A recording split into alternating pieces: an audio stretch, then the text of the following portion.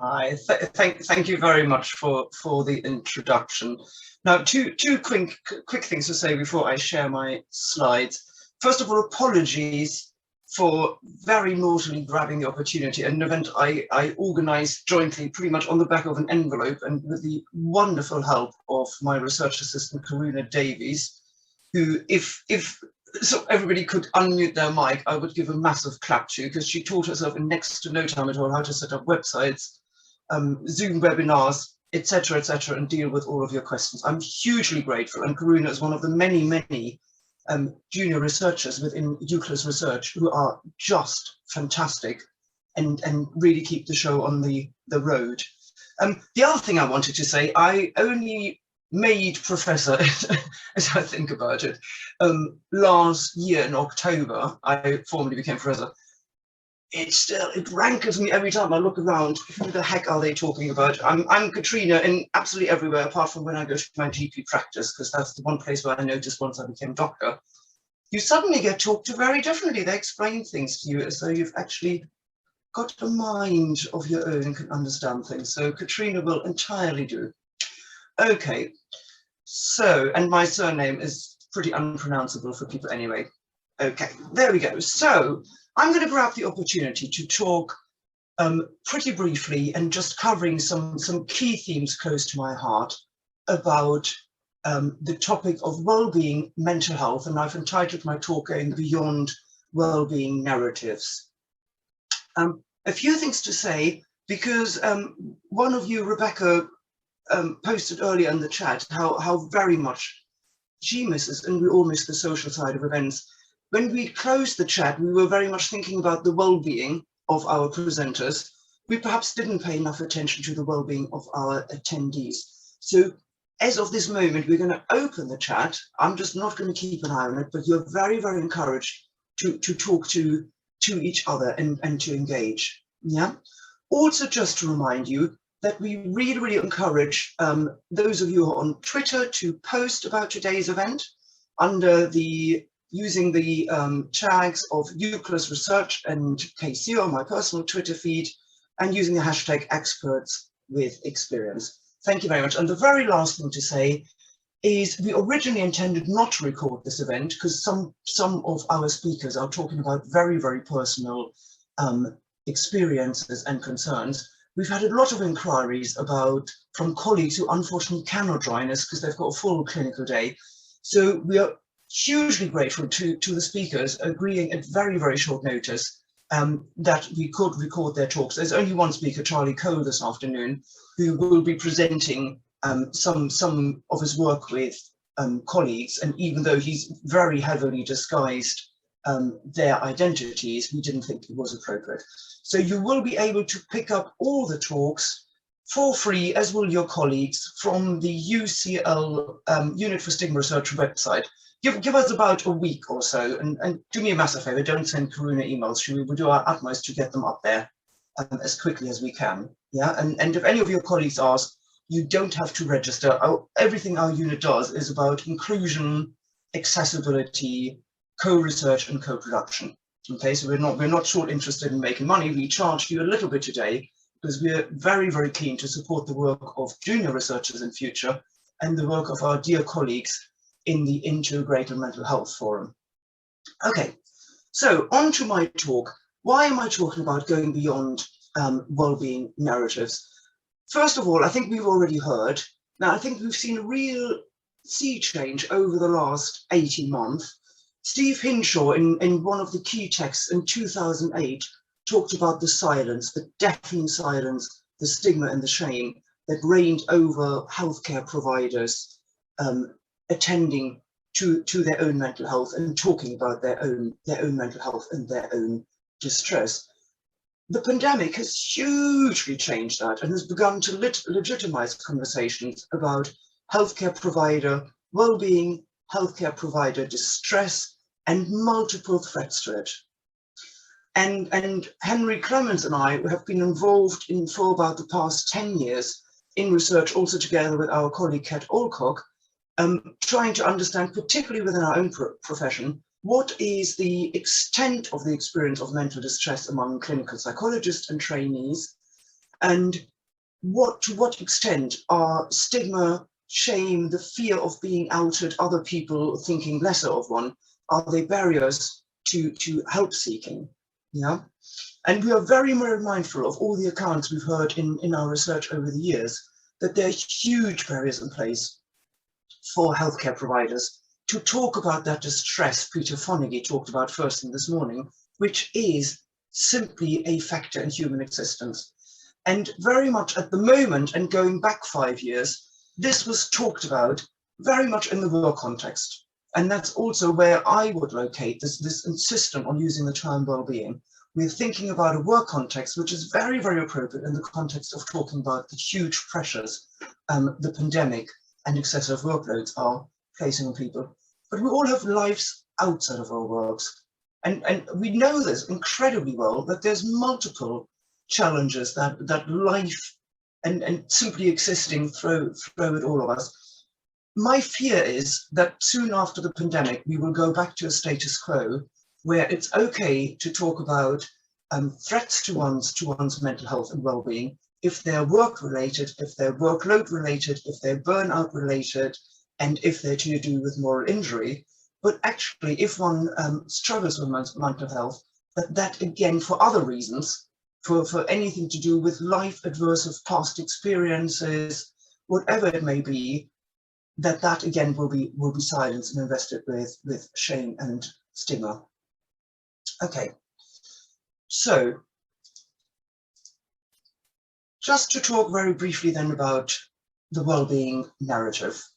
So two of the key definitions are, first of all, the WHO, who surprisingly, I have to admit I was surprised about this, coined a definition all the way back in 1948 of well-being as a state of complete physical, mental and social well-being, and not merely the absence of disease or infirmity. The Department of Health, when our government still wisely knew that health is actually a huge big area, and it might be better that you didn't throw social care in there as well, but never mind. The Department of Health, or as it's known in the Department of Health and Social Care, describes well-being as feeling good and functioning well, and comprising individuals' experience of their life and a comparison of life circumstances with social norms and values. And the internet is absolutely rife. If you just Google well-being images, they're all over, and they're all wonderful, glossy, colorful, and so on. And in essence, they address these 6 areas in different presentations and different formulations. There are many ways to measure well-being. So in the census, there are 4 questions about well-being, and there are a whole ream of measures. I think very rapidly the Warwick-Edinburgh Mental Wellbeing Scale is becoming very, very widely used as an outcome measure in many services, and also in the third sector and education establishments, because they're young people's versions. And our group at UCL is currently working with the original authors at the University of Warwick to develop a version of the WebWebs for people with intellectual disabilities, which is actually my prime area of research and expertise. I've called it well-being as the new black. I'm not going to look at this, but if you just have a look at this slide, which also comes from the Department of Health report, which is a very helpful one in terms of really digging into, so why is everybody in government talking about well-being? What are the human drivers, the service drivers, the economic drivers, and so on? But just having a quick look, I mean, you can barely walk for services, powerful groups, quangos, and acronyms. Everybody's at it. And the advice generally, which we're given over and over and over, for a little while, it was have your sort of 2 of your 5 a day, and I think that's actually been replaced by now by hands, face, space, and 5 ways to well-being. So we all know by now, or we're told constantly, and occasionally we remember to do what we're told, is to keep moving, to invest in relationships, to never stop learning, to give to others, and to savor the moment. And it's very interesting, the British Social Attitude Survey, for example, in 2016, found that the majority of the UK population show high levels of awareness of mental well-being both as a concept and positive attitudes towards improving their own mental well-being. So that's well-being. What about well-being in relation to mental health stigma? The British Social Attitude Survey also found, so people generally are very aware what they should be doing, and they are positive towards actually engaging in these actions and supporting others engaging in actions that will, the evidence tells us, will improve or maintain good well-being. It's not quite the same where stigma is concerned. So there's evidence of continuing fairly widespread negative attitudes towards people with mental health problems, according to the survey. So in this is huge big survey, which is repeated every year in the UK through social market research companies, and there are a whole number of questions there to tap into social attitudes.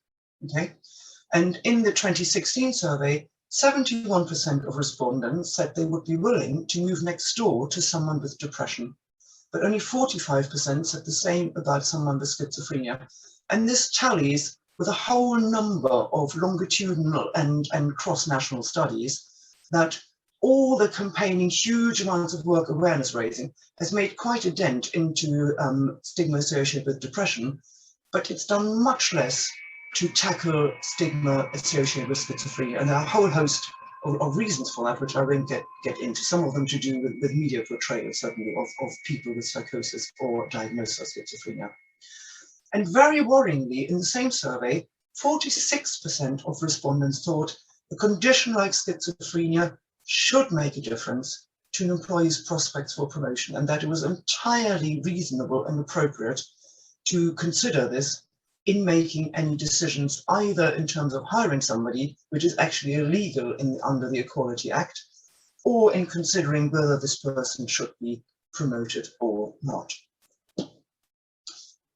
Talking specifically about healthcare provider mental health and the stigma, the picture on the left, an article from the Telegraph, which came on the back of a survey which the British Psychological Society carries out and research we carried out at UCL, which between them came to the conclusion that actually lived experience is far more common, it would seem, among healthcare providers and clinical psychologists and trainee clinical psychologists in particular, than one would hitherto have thought.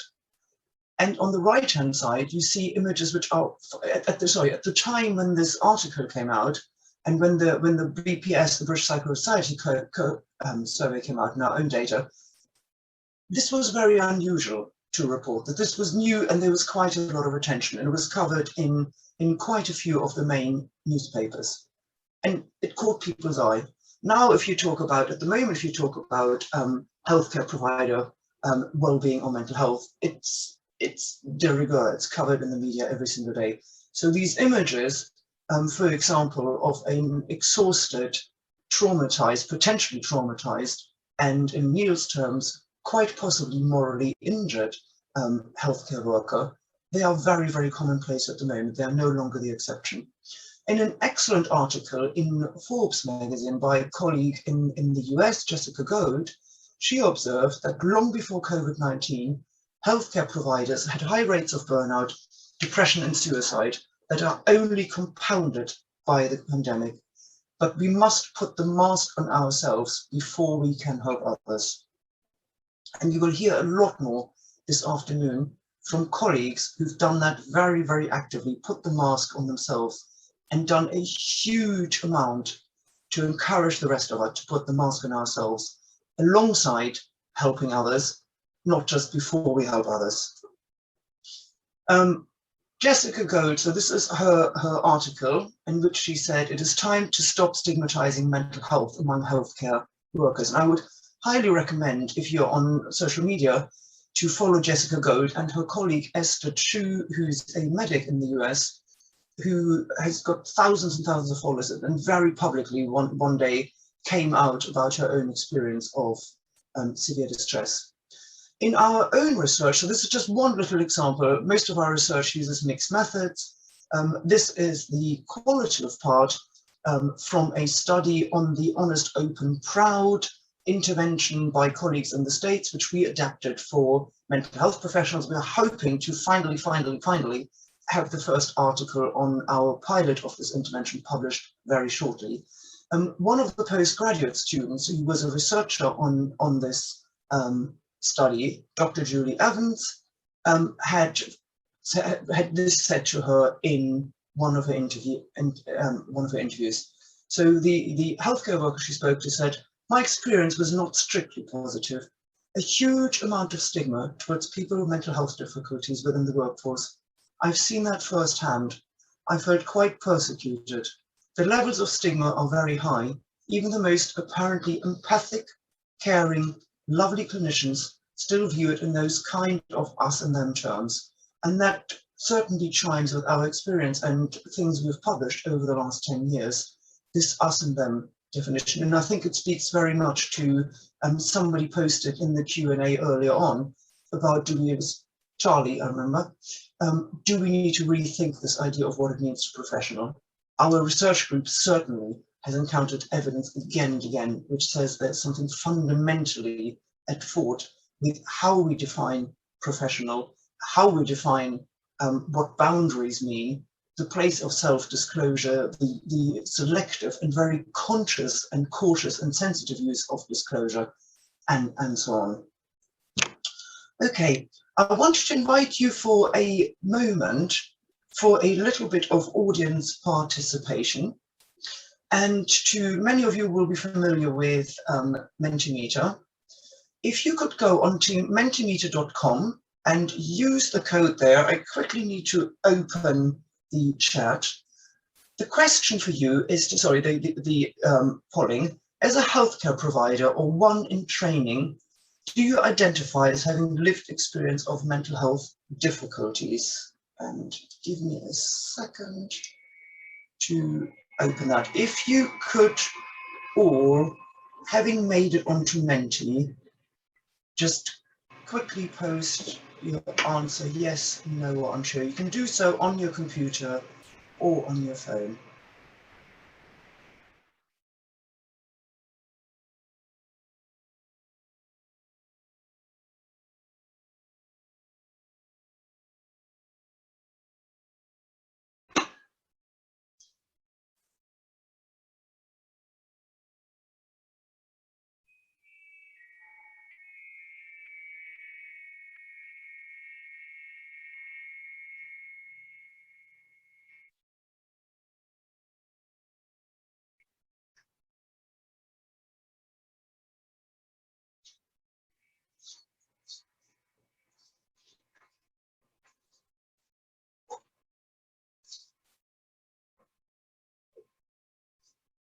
Sorry, I'll give you another 10 seconds because I know how fiddly it can be with all these different devices.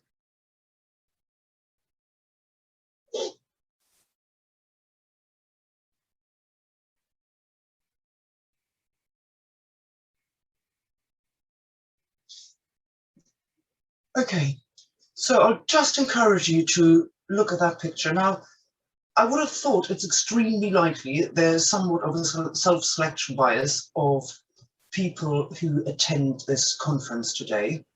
There's perhaps also an effect, first of all, of having a world authority such as Professor Fonagy open the day with very openly acknowledging that distress is something we will have all experienced and that we all will have, or are very, very likely to have experienced a diagnosable mental health condition at some point in our lives, whether it was diagnosed or not. I think those sort of statements are incredibly powerful, and until recently they were very, very rare. They've become a lot more frequent, particularly in the course of the pandemic, and I really hope we keep hearing them. So I think the take-home message, there are 42 of you who said yes, 8 who've said no, and 2 who are presently unsure. Thank you very much for participating. We'll ask you a few more questions later on. Yeah. So if you're in the blue bar, you're not a tiny minority. You're not huddled in the corner, and you've got a lot of other people who are in exactly the same boat. Sorry, excuse me, Katrina, we couldn't see the graph to see your numbers. Oh, I apologize. Okay, so 42 of you have said yes, 8 have said no, and 2 have said that they're unsure. Okay, so the vast majority are saying they identify as a healthcare provider with lived experience themselves. So I think it's really, really helpful to remember this statement by Jessica Gold. I'm sorry, I've misspelled her name. That's just G-O-D. Okay, and I couldn't have said it any better than Susie Bailey, who is, sorry, apologies. Where are my notes? Susie Bailey is the Director of Leadership and Organizational Development for the King's Fund. And attending an event in June, she said, it's great to see so many organizations come together to call for well-being of staff to be made a priority in NHS and social care. And Professor Richard Williams, OBE, replied, this is really important, it's the beginning. So let's see how we can use this alliance to the good of patients and staff alike. Yeah, and we haven't talked much about patients so far, and I'll be talking about that a little bit further on, because that's ultimately what it boils down to. We're not healthcare providers to just serve our own purposes. Our absolute primary obligation and responsibility is to the people we provide services to and who we care for. So that's the reason we should be attending to our own mental health, is not, as it's been suggested by a few people on social media, for example, because we're navel gazing and we're indulgent, but because we need to make sure we are as well as we can possibly be in order to meet the needs of the population we are tasked with.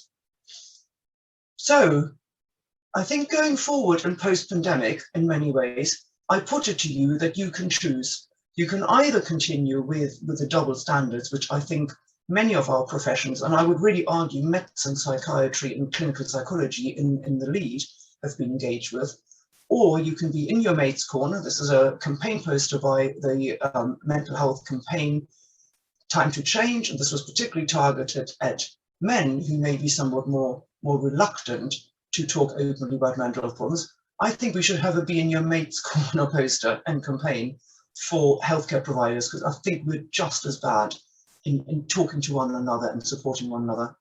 If you're a leader, I would really put it to you that your role is to be there primarily to support, to hold, and to contain, and to lead a listening ear. And very importantly, really to use your sphere of influence. We're all incredibly busy, but sometimes it's really, really important when yet another request comes to really think about, wouldn't it be terribly, terribly helpful if I prioritize this? I was very, very fortunate through the work I was doing, and I'm around the corner from Stuart House, which Sean Kitchen showed us a picture of. I was invited to sit on a working group that produced some new resources, both for in health education England speak learners and for supervisors, on supporting learners at work and how we open up the conversation. And I was the one mental health professional on that small working group. It felt incredibly helpful to have the opportunity to rewrite some of the text that then went into these short and very nicely produced animated videos. Yeah, to really make sure that the language actually was one that was encouraging, empowering, and didn't inadvertently reinforce stigmatizing notions. And moving on to a slightly more personal plane, I wanted to close on some important lessons I've learned along the way.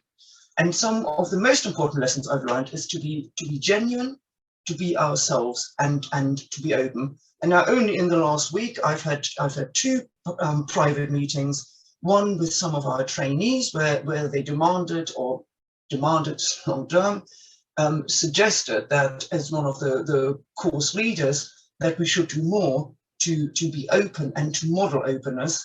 And I had a meeting very recently with one of the experts by experience who advises our course, where I talked very openly about some of the very, very distressing experience in my own family over the past year, and the fact that my mother has been under section initially in a psychiatric institution and now a care home for the past year, something that's incredibly, incredibly difficult and just distressing to me as somebody who really defends other people's rights, liberties, and consensual treatments. So what are some of the important lessons I've learned? Lesson 1, never ever assume and don't try too hard. So this is Pat Corrigan, or rather Professor Pat Corrigan, distinguished professor of psychology at the Institute of Technology in Chicago. He's principal investigator of the US National Consortium for Stigma and Empowerment. He's published over 400 peer-reviewed papers on stigma and mental health, and he's an absolute giant in the stigma field, or as one of his PhD students said to me, he's just God, isn't he, where stigma is concerned. Now, this quote, for example, is one that is very, very often cited. Quote by Pat saying, mental illness strikes with a two-edged sword. On one side is the harmful effects of symptoms and disabilities that prevent people from achieving personal goals. On the other is the egregious effects of stigma, the prejudice and discrimination of a community that blocks personal aspirations. Now, what I didn't know the first time I met Pat, that he was actually very much talking from his own experience. I was extremely fortunate. In July 2015, I went to a conference invited by a colleague of mine in Tel Aviv. And it just so happened that my dear colleague, through various connections, also knew Pat. And I was invited to a dinner on a roof terrace in Tel Aviv, one of the most memorable evenings of my life. There I met Pat and his wife. I was absolutely starstruck. I mean, it couldn't be worse than meeting Barack Obama and Michelle Obama. And because I was terribly, terribly nervous as we went up in the lift, I was terribly concerned to create a good impression. So at some point over dinner, Pat said that he originally trained in medicine and that he had then dropped out and moved into psychology. Now, ever foolishly, I tried to make a little joke how he'd seen the light and was in psychology so much better anyway. Now, what Pat did, he looked me straight in the face and with a very calm and gentle voice, he said, no, Katrina, actually, that wasn't the reason. It was I had a mental breakdown. I was admitted, I was an inpatient in a psychiatric institution. And as he talks very openly in all the conferences where he speaks, and also he's written a few things you can find on the web, he talks very openly about the fact that he's been diagnosed with bipolar disorder, major depression, and general anxiety disorder. He's been in doctor's care for decades, takes the psych meds every morning, and has had to phone his wife, Georgine, who was present when I made this completely stupid and really ill-conceived comment. He had to ring his wife, Georgine, from the single wall phone on the psychiatric unit to tell her that he would miss his daughter Liz's school function that night because he was on a locked ward. So I learned two things from Pat: is never ever assume, don't try and be a dickhead just to favor some points. And the other thing is to forgive, teach people a lesson and let them run with it. This is a book in which Pat and many other dear colleagues talk very openly about their own experiences of mental health problems. And what Pat did at the end of the evening, he gave me a copy of this book and wrote in the front, "Shalom, Katrina," from Pat. And I certainly learned the lesson and was incredibly grateful they forgave me for my stupidity. Lesson 2 I've learned is beware the silencing power of stigma, and really to take into account that sharing is a choice and a journey. And I'm mindful of time, so I won't go through this, but in our Honest, Open, Proud manual for mental health professionals, we outline the different levels of sharing or disclosure, also outlined in the Honest, Open, Proud dimension. And they might go from complete secrecy, choosing just to talk perhaps to one other person, to talk to a small group, or to broadcasting in hop speak, so to talk very openly in the way that Pat Corrigan and a few other people, including dear colleagues such as Ahmed Hanke, who will be speaking this afternoon, have chosen to do in their attempts to challenge stigma. And I'm very sorry, I'm just quickly trying to find my notes. So they're dear colleagues such as Ahmed or Natalie Camp, who will also be speaking this afternoon, who've decided to go for broadcasting and really to show two fingers up to the stigma and the silencing that is all around. Many others have made very different choices, and it's very much up to us to respect those choices and to support our colleagues in whatever choice they make. Lesson 3, together we are more than the sum of our parts, but we should recognize when we need to be an ally and when we should be an expert. And I say that, I don't think that's so much a problem in the medical profession. Psychologists were absolutely terrible at saying, oh no, I'm not an expert. There are moments when we should stand with experts by experience, and we should be an ally, and we should let them lead the charge, but support them in whichever way we can. And there are other times when it's much more appropriate to be an expert. So here are some of the recent publications I've had the privilege to be involved in. An article we wrote in the an editorial we wrote in the British Journal of Psychiatry, very much directed at psychiatrists to guide them around how they can support mental health disclosure decisions. I wrote that together with dear Pat, my lovely colleague, Nicholas Ruth, Professor of Psychiatry in Germany, and Chris White, who works for the Mental Health Foundation in Scotland and is an expert by experience. And this is very much how we generally try and do our publications. Very recently, I had the huge privilege to write a blog for the British Medical Journal, together with 4 experts by experience with learning disabilities. And this is very, very rarely seen, that we not only do our work jointly, but we also publicly give credit. And finally, we'll hear this afternoon from Henry Clements, who will be leading a presentation on this guidance we wrote, directed primarily at the clinical psychology training community, but we hope really useful to healthcare providers generally, around how can we support and value lived experience of mental health difficulties in clinical psychology training. And that was again written with a whole group of stakeholders, learners, students, experts by experience. Just before I close, certainly the last 15 months have been a huge challenge to my own well-being and mental health. So I just wanted to thank a few key guardians of my own well-being and mental health. At the top there, these are my personal guardians and my homies, my 2 absolutely amazing daughters, my wonderful family on the very last trip before the pandemic absolutely killed off my love for seeing the world. This is us in Vietnam, Christmas 2019, and we spent Christmas Eve in Beijing airport while coronavirus was probably already cursing all around us. And there's my favorite emoji, which has been my absolute friend throughout the pandemic. On my professional side, the UCL Unit for Stigma Research, this is actually an old picture. This is at our launch in February 2018. I think we've achieved a huge amount by really working as a group and supporting the talent of the future and working always jointly with expert with experience. And 2 particular people I just want to name. There are vast numbers of my colleagues whose support I value hugely, but Henry Clements, simply for being Henry and always being there, and Charlie Jones, who I only got to know via social media and Twitter in particular during the pandemic, because he put out huge amounts of very fresh and very responsive ideas to the needs of healthcare providers as he saw them in front of them. So he's the originator of 20-minute care spaces, when he said, well, these guys don't need reflexive spaces. They don't need 1 hour Schwartz rounds. They're completely stressed out. They need a cup of tea and 20 minutes with a colleague.